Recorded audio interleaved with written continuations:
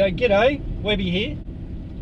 Today I've got with me a long-time friend and advocate of the fitness industry. We've known each other probably, I was trying to work it out the other day, Justin, probably 25 years.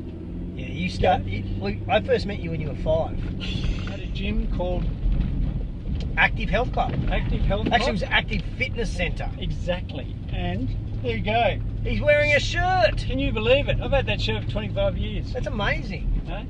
What's your attitude towards fitness or activity? I like to call it activity. Webby Walk's all about activity. Yeah.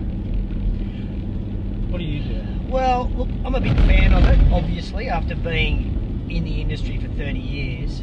But I guess my take on what the industry is has changed considerably from when I first started training in gyms. It was training for sport.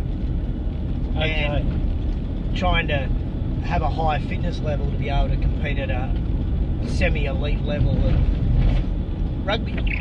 But because rugby's a big passion of yours. yeah, I love footy. Yeah. Love it. Yeah. And I did it as an exerciser because trying to get fit for footy and stuff. And then obviously it became my career.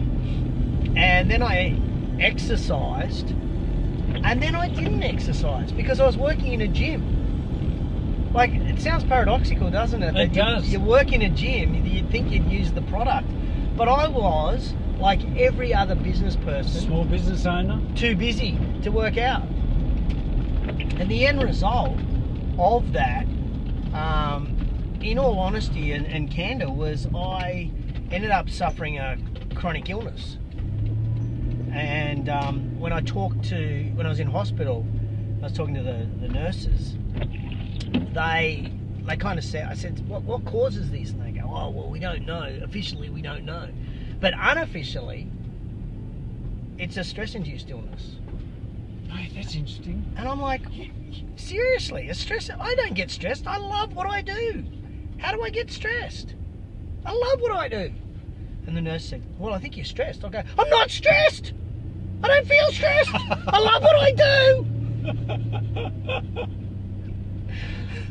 And so at that point I made a decision to actually sell my businesses. We're having our daughter was about to be born, so sold the businesses, and of course when you're an unemployed business owner you become a consultant. Exactly. There's nothing else to Or do. an influencer. Or an influencer. Like whatever Webby that Walks, is. Whatever that is. Whatever the hell that is.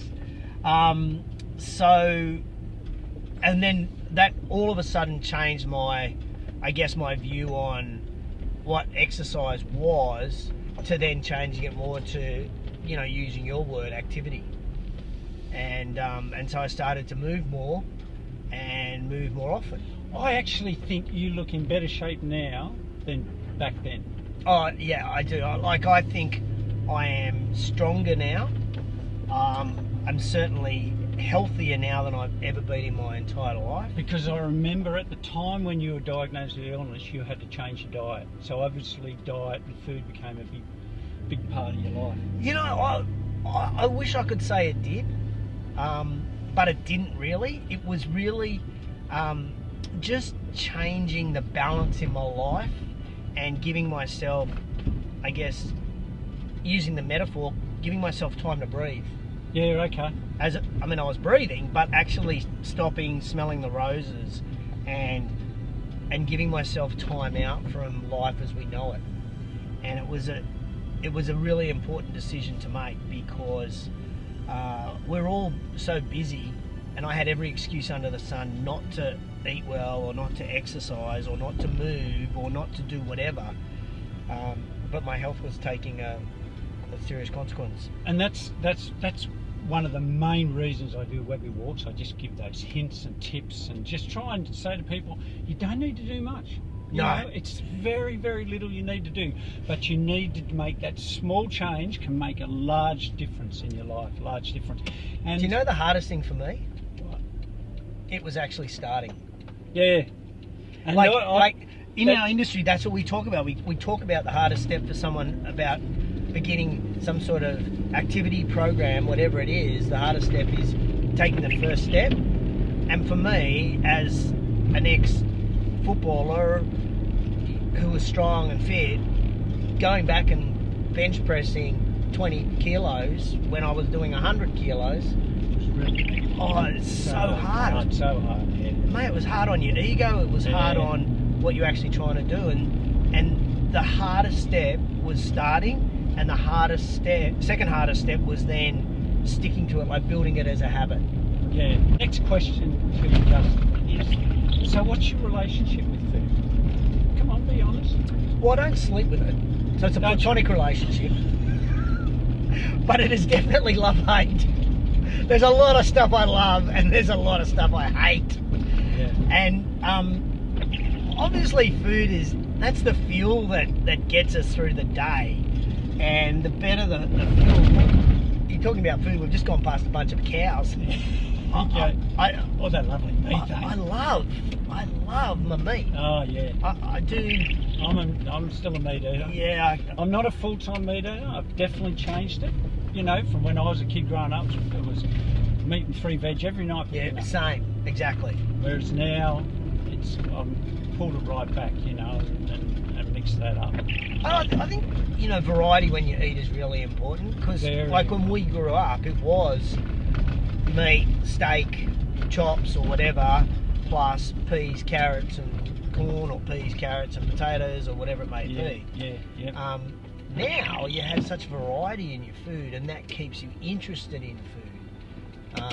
And I love my food, and I know you talk about this, Webby, the idea of moderation. I wish I could be moderate around ice cream and chocolate, but it is a bit tough. Nevertheless, I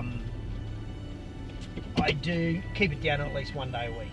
Well, that's moderation. Yeah. Because some people have ice cream and chocolate every single day. Yeah. Some people desperate, lonely, upset, sad, depressed.